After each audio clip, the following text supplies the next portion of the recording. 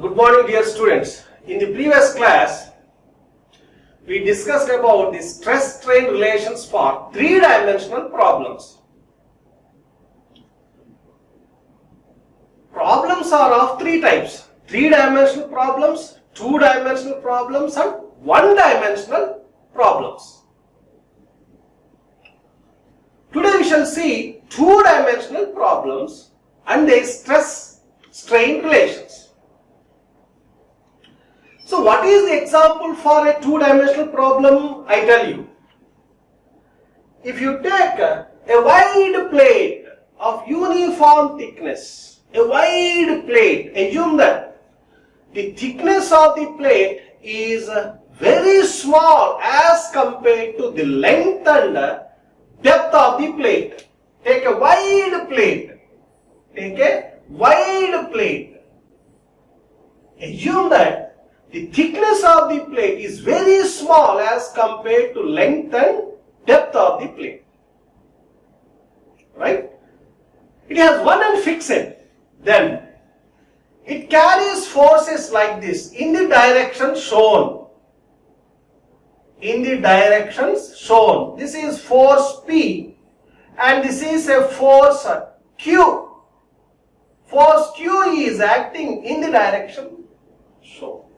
Force P is acting in the direction shown. So here both forces P and Q are the in-plane forces. In-plane forces. They are not the forces acting out of plane. Right? Okay. Next one. The stresses induced in this plate are in-plane stresses. They are the non-zero quantities. They represent non-zero quantities. And what are the stresses out of the plane of this plate? They are zeros. For any state of stress, if the in-plane stresses are non-zero, then the state of stress is said to be plane state of stress, or you can say two-dimensional state of stress. Two-dimensional state of stress. Some people say plane stress case. Plane stress case. In this particular problem, it is a two-dimensional problem. The in-plane stresses are non-zero. For example, I take x-axis like this and y-axis like this upwards.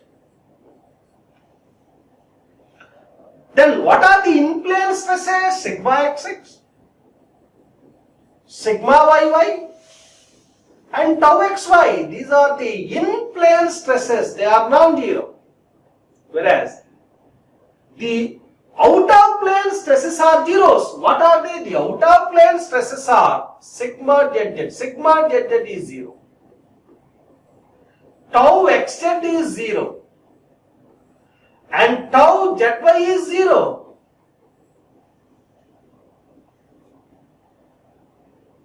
Right? What is a plane stress case? Or what is a two-dimensional state of stress? Or what is a plane state of stress? It is said to be a plane state of stress for which in-plane stresses are non-zero. Right? The stresses out of the plane are 0.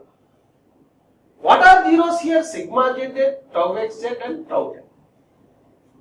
Okay. So all the two-dimensional problems can be modeled as plane stress and plane strain problems. Firstly, we discuss about the plane stress case or plane state of stress. Right? It is said to be plane state of stress. It is said to be the plane state of stress. The state of stress is said to be plane state of stress for which in-plane stresses are non-zero. Therefore, sigma x is non-zero, sigma y is non-zero and tau xy is non-zero. You can write sigma xx in place of sigma x. You can write here sigma yy in place of sigma, right? As I said. And tau xy is not. And what are zeros? As I said here, sigma zz is 0, tau xz is 0, tau zy is 0. Right? For plane stress case. Now, then, if you observe the equations of stress and strain for three-dimensional, stress and strain for three-dimensional, so what is the equation for sigma xx? What is the equation for sigma yy? And what is the equation for sigma zz? That I tell you.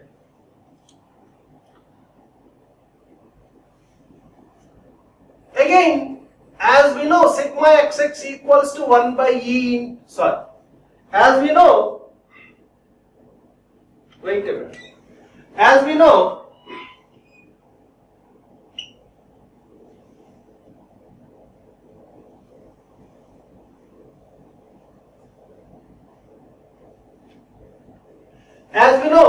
epsilon xx equals to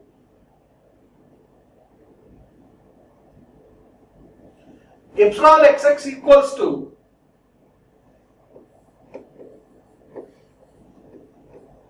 one by E into sigma xx minus nu into sigma yy plus sigma zz.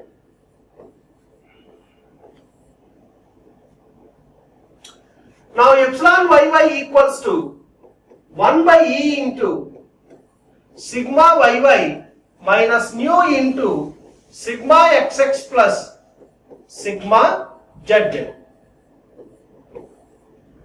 And epsilon zz equals to 1 by E into sigma zz minus nu into sigma xx plus sigma y.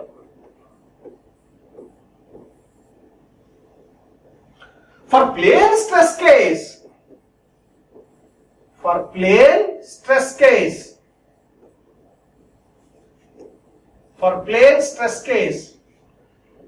sigma xx is not equal to 0, sigma yy is not equal to 0, and tau xy is not equal to 0. What are zeros? Sigma zz equals to 0, tau xz equals to 0, and tau zy equals to 0.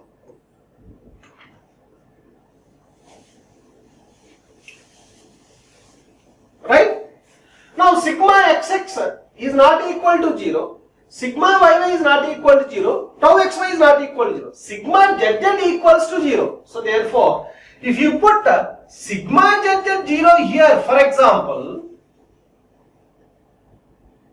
right, are you getting epsilon zz 0 or no? Because sigma xx is non-zero, sigma yy is non-zero. That is the reason why what you can understand for plane stress case, epsilon zz is not equal to 0. Very, very important.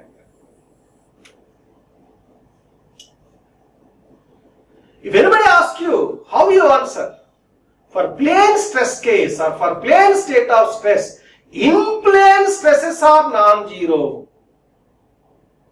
And epsilon zz is also non-zero. In plane stresses are non-zero and epsilon zz is also non-zero. Right? And moreover, for which sigma zz is 0, tau xz is 0 and tau zy is 0. This is how we have to define the plane stress case. Right? Okay. Now we have to obtain the stress strain relations for plane stress case.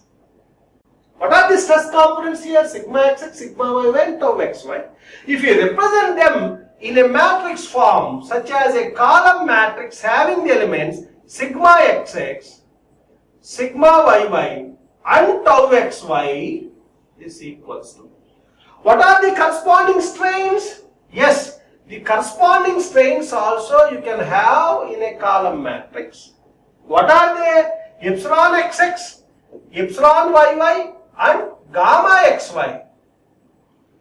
When you furnish these three stress components with their corresponding three strain components, then you get a matrix of size 3 by 3, what is called material matrix D. That we do know. Right? What we do presently, we furnish three stress components with their corresponding three strain components using a material matrix D. For which case? For plane stress case. For plane stress case. We see the plane stress case. For plane stress case, sigma xx is not 0, sigma yy is not 0, tau xy is not 0. And epsilon zz is also not equal to 0. Epsilon zz is also not equal to 0. And what are zeros? Sigma zz, tau xz and tau zy, they are zeros. Now, we know that from the stress-strain relations, right?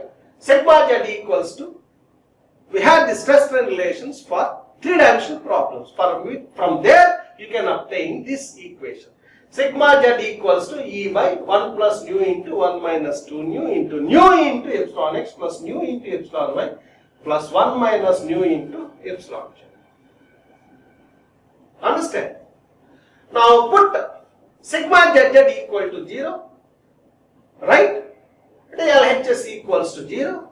Then this bracketed term equals to 0. Understand? Right. Then epsilon zz, how you write? 1 minus nu into epsilon zz equals to minus nu into epsilon x plus epsilon y. Epsilon x plus epsilon y. The same relation you can also obtain from epsilon zz equals to 1 by E into sigma zz minus nu into sigma xx plus sigma y. Understand? From this also you can obtain, put sigma zz equals to 0, you get epsilon zz in terms of sigma xx and sigma yy. Then you replace by respective terms, you get like this. Okay, right. Now sigma x equals to, again, from the first equation of the stress-strain relations, what we had for three-dimensional problems, sigma x equals to E by 1 plus nu into 1 minus 2 nu into 1 minus nu into epsilon x plus nu into epsilon y plus nu into epsilon z plus nu into epsilon z. This epsilon z you can replace how? By minus nu into epsilon x plus epsilon y by 1 minus nu. Here what you get in fact? Plus nu into epsilon z. That epsilon z you can replace by how? From this you can determine epsilon z. Right? So minus nu into epsilon x plus epsilon y by 1 minus nu. So therefore if substitute you get like this. You get like this. Then you simplify for epsilon x. If you rewrite, you get like this. Next step. And finally you get the expression for sigma x, which equals to E by 1 minus nu square into epsilon x plus nu into epsilon y. Okay. This is the expression for sigma xx or sigma x. And similarly you can also derive another expression for sigma y. Again I take sigma yy equals to E by 1 plus nu into 1 minus 2 nu into epsilon x plus 1 minus nu into epsilon y minus nu square by 1 minus nu into epsilon x plus epsilon y. From where you get this? From where you get this? from the second equation of the stress-strain relations derived for three-dimensional problems. The second equation, how it appears, sigma y equals to E by 1 plus nu into 1 minus nu into epsilon x plus 1 minus nu into epsilon y plus nu into epsilon z. This epsilon z we have to replace. How? We have the expression for epsilon z here. From this you can get epsilon z. Epsilon z equals to minus nu into epsilon x plus epsilon y by 1 minus nu. That you substitute here. Then simplify. Right? You get like this. Again you simplify. You get an expression like this. Sigma y equal to E by 1 minus nu square into nu into epsilon x plus epsilon y. This is the second equation. Right? How many equations you want? Three equations. First equation for sigma xx that we have here. Second equation for sigma yy that we have here. And third equation for tau xy. Third equation for tau xy. We know that tau xy by gamma xy equals to G. G is the shear modulus of the rigidity. Right? As I said, again you can replace this G. We know that E equals to 2G into 1 plus nu. Therefore, in place of G, what you can write? E by 2 into 1 plus nu. Hence, tau xy by gamma xy equals to E by 2 into 1 plus nu. 2 into 1 plus. In this equation, we have 1 minus nu square here in the denominator. Here also, we have 1 minus nu square in the denominator. When I express the three equations in matrix form, right? I take E by 1 minus nu square outside. To take E by 1 minus nu square outside, what I do is, I multiply this E by 1 minus nu and I multiply this denominator by 1 minus nu. Then, how I get tau xy by gamma xy equals to, I get E into 1 minus nu divided by 2 into 1 minus nu square. This is how I get. This is how I get. Okay? So therefore, from this I can take E by 1 minus nu square common. Because here I have E by 1 minus nu square common. Here also I have E by 1 minus nu square common. Right? Now I take this equation and also this equation. You can rewrite this. How you get tau xy equals to E into 1 minus nu by 2 into 1 minus nu square into gamma xy. These three equations I represent in matrix form. This is the expression for tau xy by gamma x or gamma xy by tau x. You can rewrite this, no problem. You can rewrite this tau xy by gamma xy is equals to E into 1 minus nu divided by 2 into 1 minus nu square. Okay. Now I represent the obtained three equations in matrix form. A column matrix having the elements sigma x, sigma y and tau xy equal to an unknown matrix. A matrix of unknown size into another column matrix having the elements epsilon x, epsilon y and gamma x.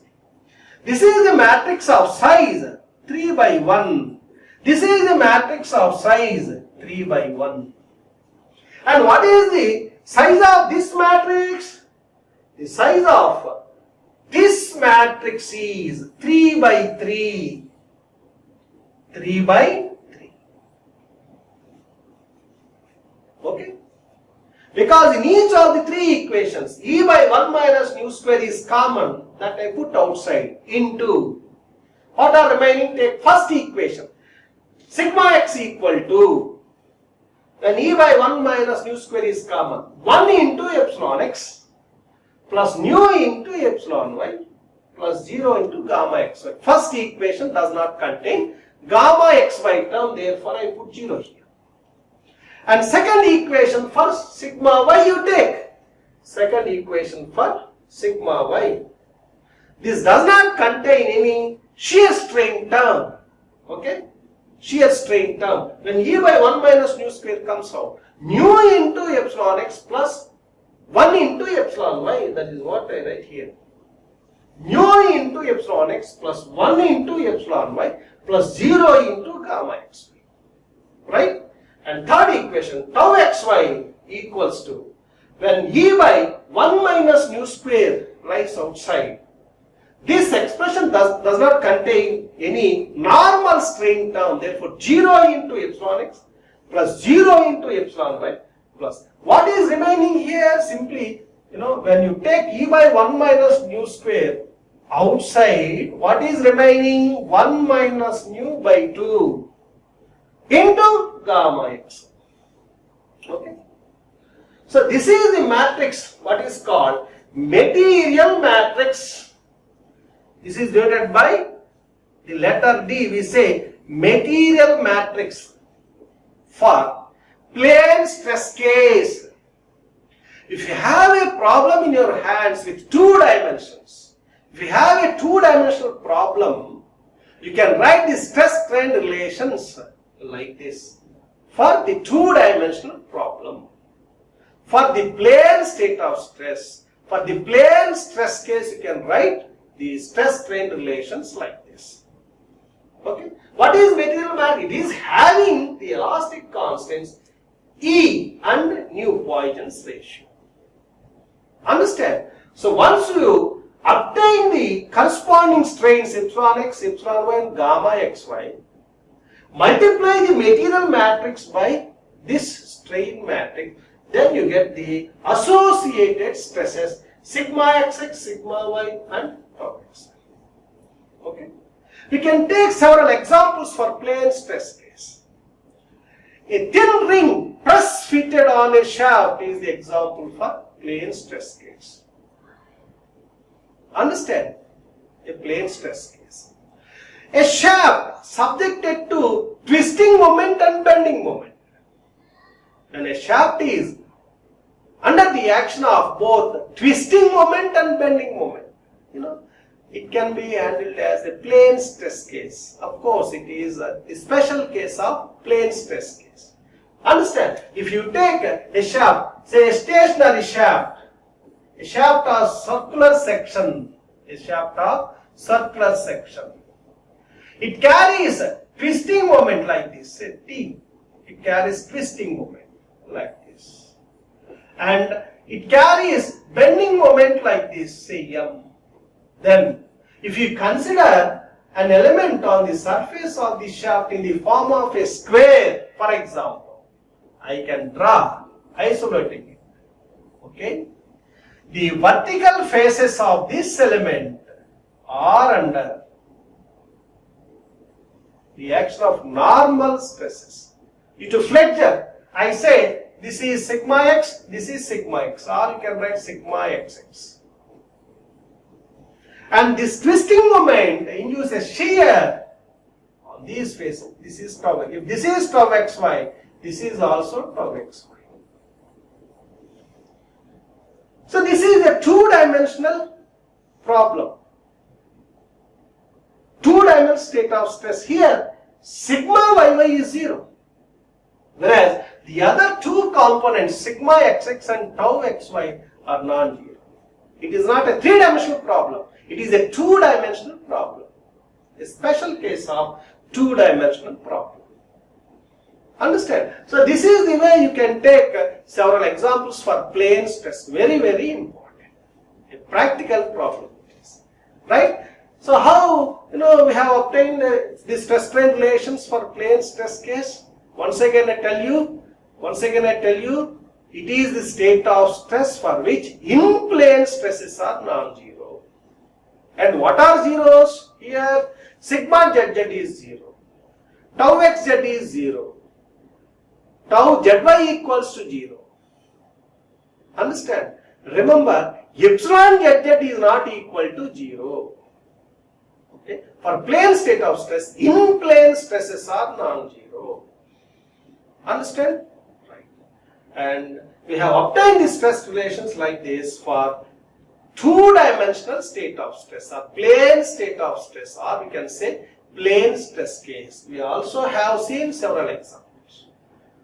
Okay, thank you very much.